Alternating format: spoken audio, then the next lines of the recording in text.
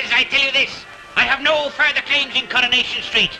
And my message to Ina Sharples and the rest of the world is... peace in our time. Belt up and pass us a drawing pin, will you? Well, hurry up, mate. One thing at a time, Annie boy. You know, you look a bit of all right up there, fella. We're a bit short of decorations, so I'll tell you what I'll do. I'll nip back to the yard, and I'll get some paint and jazz you up a bit. I'll jazz you up if you don't pass us that flipping drawing pin. Come on, mate. Come on, talk. How's that then, all right? It's down about a 16th, I'd say. Would you? Yeah, of it. Hello, my little darling. Whoops. Come on, love, let's see what you've got for Christmas. Oh, yeah, now come and show. Come on. I bet that was nice. Did you put your stocking up? Oh, she did. Come on, darling. Let's have a look at you.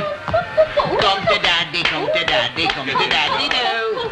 Where's your big daddy gone? Where is he? There. He's come to say thank you for his present. Oh, what a lovely little lad you are, aren't you? There, now, Who's there. a lovely lad? Now, you keep an eye on your Uncle Len. There you are. What should we do with this? Should we go choo-choo-choo-choo all the way down here? Shall we? Well, look, how are you getting on? It's beginning to look very nice. Ah, it's all right. Are you ready for us? No, not yet, but I will be in half an hour. And I want you both sitting down then, washed and hungry. Yeah, okay. Come on. Where's come Mummy? on. Here's Here she Mummy. is. Come on. Look, Did you hear what I where's said? Mummy gone? Washed and hungry. Oh, come we're on. not going to wash on Christmas Day, Come are on, we, love, darling? come away from these evil-smelling men. Hey, come on, yeah, can I have tell you his what. train back? Can I have a drop of this before he goes? Don't you dare. Come on, Come on, darling. I'll put a dummy on for you, eh? Whoopsie-daisy. Whoopsie-daisy. Now, Bye-bye. don't forget what I told you. Bye-bye. In half an hour. Okay. Bye-bye. Hello. Bye-bye, Christopher. Come on, mate. It's not half finished yet. You're dead right there, mate.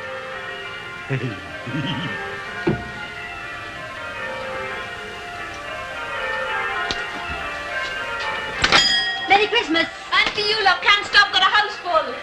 Merry Christmas, love. Merry Christmas. Thank you, same to you. Are you visiting friends?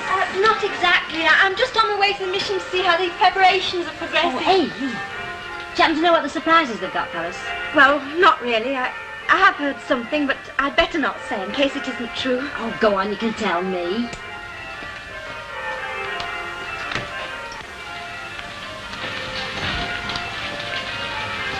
Yeah.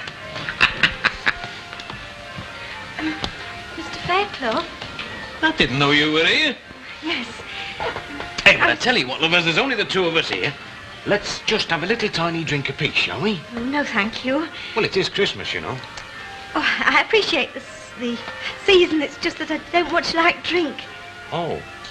Oh, I suppose that's a fair enough reason, isn't it? Yes. I was wondering if, it's about tonight. I was wondering if it was true. What? What I'd heard. I don't normally listen to gossip, but I was told that at the party tonight, your little secret, this is your life. Well, you won't mention it to anybody else now, will you? Oh, I won't. Because it might be your life.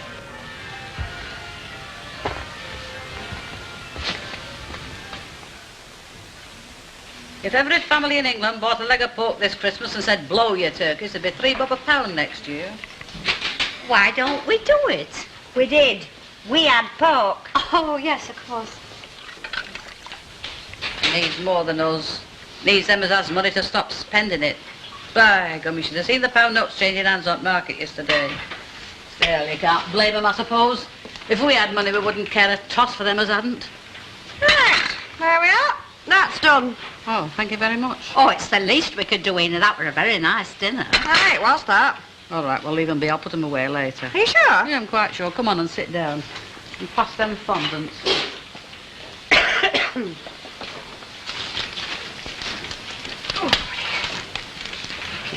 Pass one to me. Have a fondant, love. Nice. Hey, I'll bet you were only kidding.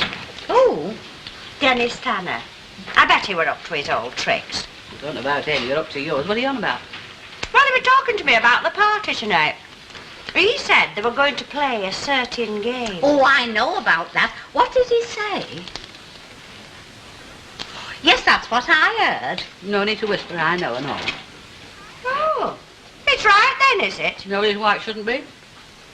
Did you happen to hear who it was going to be? I had heard it was you. Oh, some hopes of that.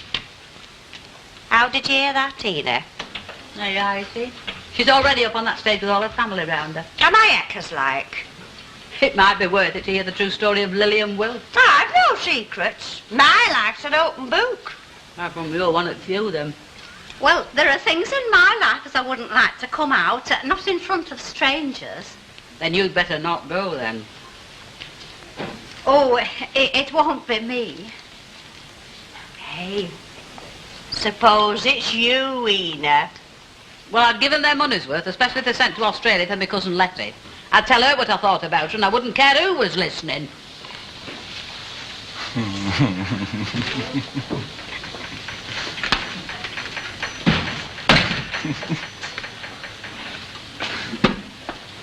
Evening. Good evening. It is Christmas, you know. I know it's Christmas. Gin and tonic, please. It's all right, love. And seeing as it is, I'll have half a mile. My taste is simple. And half an hour. Mrs. Walker out. Aye, but they're coming back. They're not coming back here, though. They're going on to a party up the street, I believe. There you are. Thank you. 3 and something, say. Thanks very much. Up. I hear that somebody's going to be rather embarrassed this evening. Could be, and then again it could be a giggle. And I hear that you had something to do with preparing it. Well, I might have. What do you mean you might have? Well, so, you know how these Yes, things are. I you know. Only too well do I know. Who is it? You don't think I'm going to tell you, do you? No, but I'm going to tell you something. If it's me, no Americans. Have you ever wondered how much darker mild beer is than bitter? Merry Christmas. It's like behind the flaming goals and everything, this, love. Hey, Len, don't say a word. Why? She's pumping. Oh, well, I won't say a dicky bird, mate. Dennis, Oh, sorry, love. guess what? I'm wanted on the phone. Right. Right. Have a drink, love. No, I'm still trying to get ready. But if you want to do something for me, tell Dennis that nowadays when the phone rings, I just pick it up and say, hang on, I'll get him for you. Do that. Well, she's got a sense of humour, any road. Yes, and there's nothing like having a sense of humour, is there? No, there's nothing like having a sense of humour, is there? What are you going to have, love? I'm quite all right, thank you. I know you're all right, but what are you... Well, let me press you. Aren't you going to? Well, cheer up, love. It may never happen. What are you doing here, anyway? You're supposed to be round at Hewitt's. I am. But I thought to myself, Len, you never know your luck. If you go down to the Rovers, there might be a nice little bit of crackle in there for you. Anyone particular in mind? Are you kidding? I'll have a gin and tonic. And I'll have a pint of my way. Gin and tonic, Father Mark. And as it's the festive season, darling, I shall escort you from the party tonight. And as you're fair on your mother's side, I'll let you. And look, it's such a long way from our house to the mission. Don't you think we ought to have a taxi? That would be very interesting, wouldn't it? It'll be 4 and 2, please. Right, all then. 2, 4 and 2, and keep the change. Oh, thank you very much. Cheers. Blimey. Save my place and I'll have a rum. What do you mean, save your place and you'll have a My rum? place and I'll have a rum. Oh, no, that's all right, Tom. Hey, Len Birdlock, where do you think you're going? Well, there's a particular friend of ours out there, and you know how perky it is out there. But there's nothing like a drop of the old Navy rum to keep the old cuttles of the out flying, you know. What? Oh, listen, there hasn't been a tall fella coming here in a Navy uniform, a petty officer? No sailors round here tonight, love. Expecting one, are you? No, not really. Albert Tatlock! Albert! Come on, you knitted stairs. Come. Right, about time and all. I'm freezing. Hey, get that down, you mate. You're doing a grand job, Albert. I reckon I'm enjoying it, if you ask me. You know, you wanted a younger fella on this job. When do they come in? I don't know. Your guess is as good as mine, but as soon as they all arrive, nip into the vestry there and tip as they went, won't you? Yeah. Well, you've got your list, haven't you? I've got my list. Right, fair enough. You're doing a grand job, Albert. Right, and when are you going to bring us another one of these? Not yet, because I've got a date round here.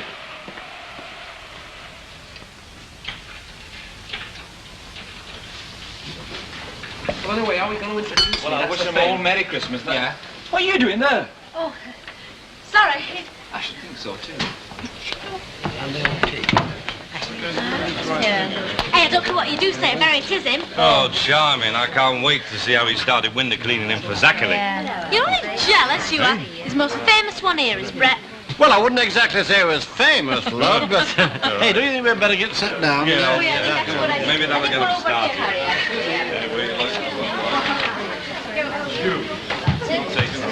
Hey, put that down. Hey, no, it is. Hello, how are you? Hey, get them all organised, mate, before it gets round the organ. I'm not a kid, you know. Ladies and gentlemen, would you please take your seats for the main attraction of this evening? Thank you.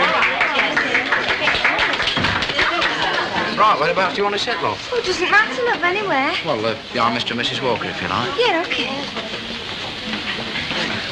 I'll tell you what, you sit on outside, you'll be able to see better. Hey, I'll tell you what. I bet it's you. Oh, get away, we've not been in the street long enough. Hey, Mrs. Walker, what would you do if it was you? Me, love? I'd die. Ladies and gentlemen, I want to welcome all friends here tonight. Thank you. There are a few faces we don't know, but not to worry, because everybody's welcome. Just keep your eye on the door and don't let anybody else in. Right, now, before the main attraction this evening, just a few words from the man without whose generosity and appreciation of friendship none of us would have been here tonight. Tomorrow, the world may know him as Brett Falcon. You see, they've started already. Tomorrow, Brett Falcon, but tonight, Walter Potts. Told you so. Oh, no. Well, it's not him. Well, who is it then? Yes, I knew it is. Well, thank you very much, ladies and gentlemen, for coming. And I'd just like to thank everyone who's helped me up the ladder of success. Don't forget I helped pass your bucket up. Well, now, just carry on and enjoy yourselves, and back to Mr. Tanner. Thank you, Walter. Ladies and gentlemen, this is the moment you've been all been waiting for. Tonight, we're going to take a stroll down memory lane with someone from this audience. Someone you all know well. Now, I wonder who it could be. Keep walking. Good evening, Mrs. Turner. Merry Christmas, Mr. and Mrs. Walker. Good evening. Hello. Evening. Ah, Mrs. Linley, Miss Nugent. Oh, Mr. and Mrs. Booth, our latest newlyweds. Round of applause, please. But now the time has come to invite our guest to come up on the stage. So join me in a stroll down memory lane, Mrs. Annie Walker. You might have told me. I didn't know that.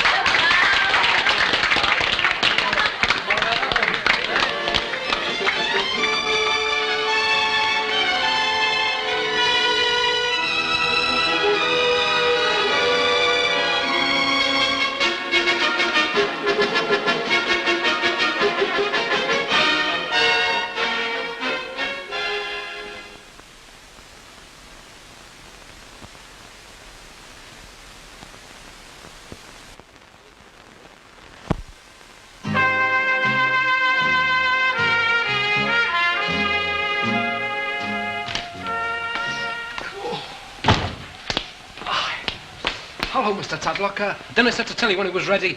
Oh, right, oh, you don't know Joan, do you? No. She's Mr. and Mrs. Walker's daughter. Oh. This is Walter Potts. How's you do? How do you do? Walter sings. Oh? Oh, well, I better be getting back, eh? Yeah, right, yeah. We'll come in as soon as Billy comes. Oh, right, oh.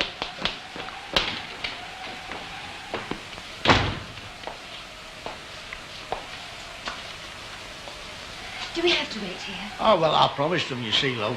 I said I'd wait here for Billy to stop him wandering into mission. Trust him to be late.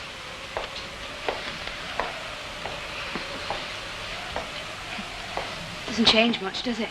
No, not so as you know, does it? No. How's Derby? Oh, it's very nice.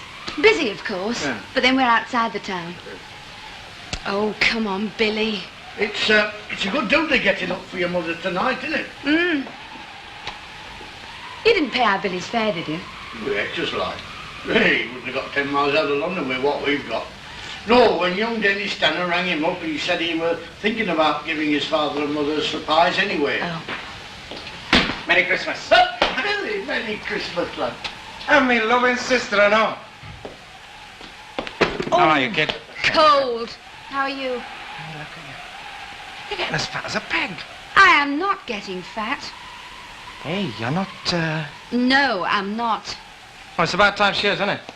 Shouldn't we be going in? I guess that I've got started now. Ah, come on. The old girl will be queening it in there. You haven't changed, have you? Come on. And I can think of no better place to begin with than this message brought to us by our telephonic link and recorded earlier today. My dear Ed, it gives me the greatest pleasure to record this message on a Christmas day, which may well be a highlight in your life. Mr. Forsyth Jones. I will long remember the smile of friendship you bestowed on a rather lonely man, and the welcome you gave me when I visited your city. I can picture you now, gathered around you, your charming husband, and the many friends I made during my all too brief stay. I send each one of them my very, very best wishes. But above all, my thanks go to you, Anne, for your kindness and understanding, for which, when all is said and done, this is your day. But let us turn back the years to the day when you first entered our lives. There were to be changes at the Rover's return, and the street was agog to see the new mine host and mine hostess. And see them they did on a cold day in January 1939. February, dear. February the 4th, to be precise. On a cold day in February 1939, you and your good husband first met the regulars who were to become your friends. Yours was a life of service which can best be summed up by these words. 3 milk stouts, please. Mrs. Sharple, Mrs. Wardwell, and Mrs.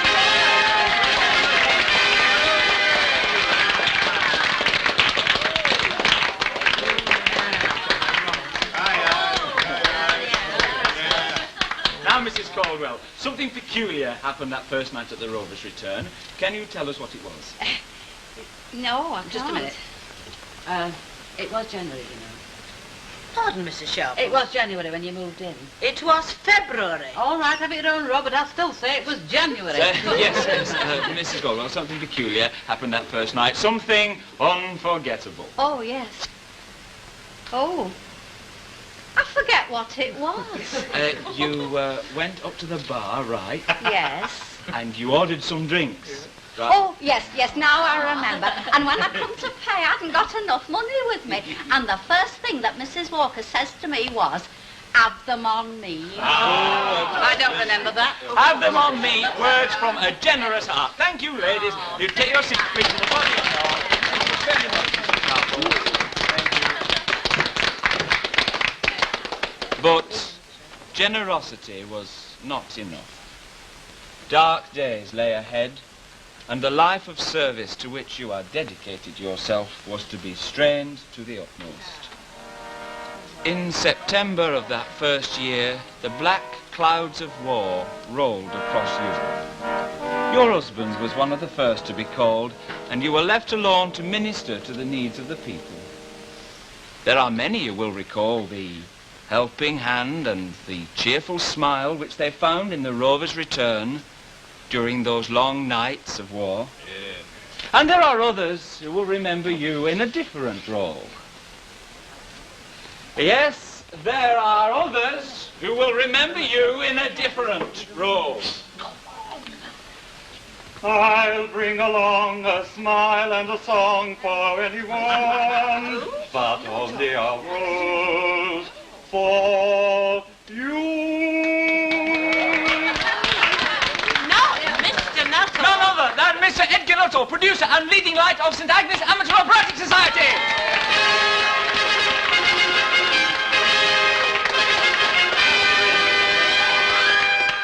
Francois. I'll bring along a smile or a song for anyone, but only a rose for you.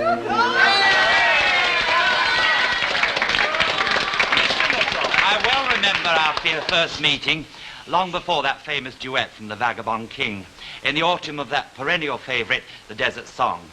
I, of course, was playing my usual part of the Red Shadow, and it was the night of our dress rehearsal. Just before we began, my leading lady came to me and confessed tearfully that she had recently volunteered for the Auxiliary Territorial Service, and that her calling-up papers received that day had ordered her to report the following Monday, our first night. A silence fell over the whole company as I gave them the news. Then from the chorus stepped a slim figure, uttering these words: "Mr. Nuttall, the show must go on. I will take over that part."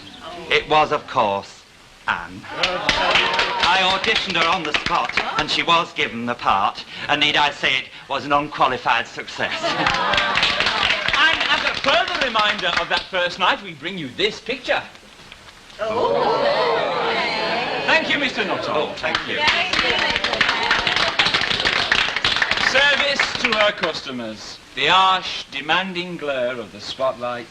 These were not the only demands made on Mrs. Walker's time during the long years of war. The burden of motherhood had been placed upon her. Could we have the family pictures, please? And now, 200 miles from the Bluebell Garage, Chiswick, London, we bring you this voice. I don't care what they say about your mum, I think you're lovely.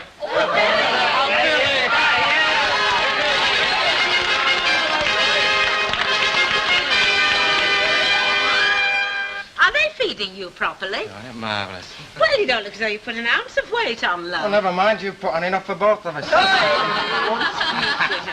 But families come and families go, and the first to leave Coronation Street was your daughter, Joan. But now, returning to the scenes of her childhood, is your daughter, Joan, from Derby.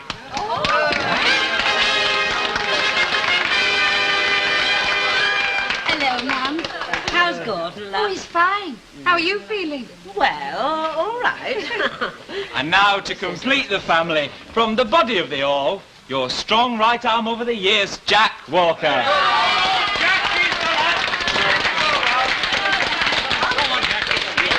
course I am.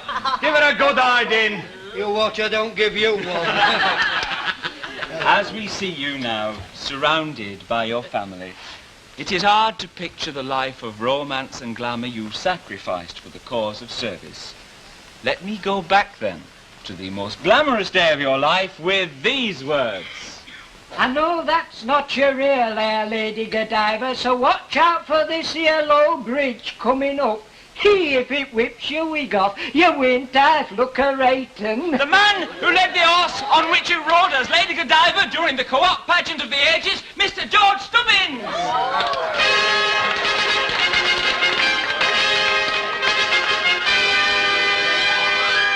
And now, what the public saw.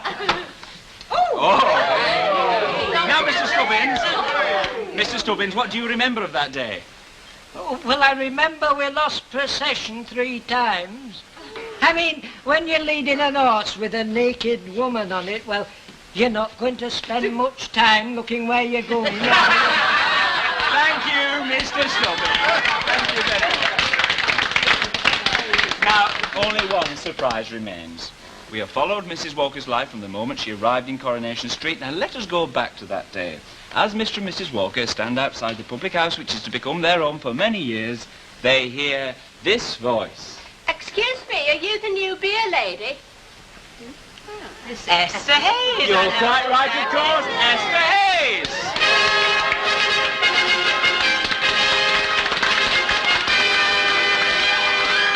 Now, can you tell us, Miss Hayes, what Mrs. Walker replied?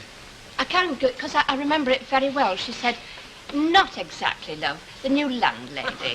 Now, the following day, you went back to the Rover's Return. Could you explain what happened? Yes, well, I'd been in the habit of running errands for the previous landlady, so I thought I'd carry on the good work. Well, I walked straight into the Rovers, but before I could get a word out, Mrs. Walker took me by the hand, led me into the living room and sat me down. She then gave me such a lecture on young people going into public houses that I've rarely taken a drink since. Can I say something else? Oh, do love, the stage is yours. Well, I was the first person to talk to you in Coronation Street, and I think you'll be the last to talk to me. Oh, is it tonight you go to Glasgow, love? Well, no, it's next week, but I'd just like to say that, well, I'm not a drinking woman, as I said, but I hope I find a pub like the Rovers Return in Glasgow.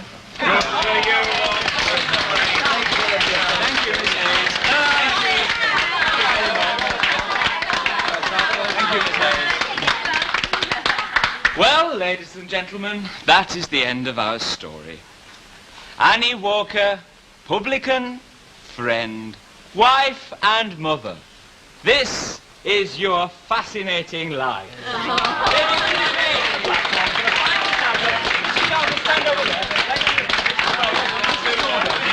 you are, all right there, love. Thank you. She's cracking. For she's a jolly good fellow, for she's a jolly good fellow, for she's a jolly good fellow.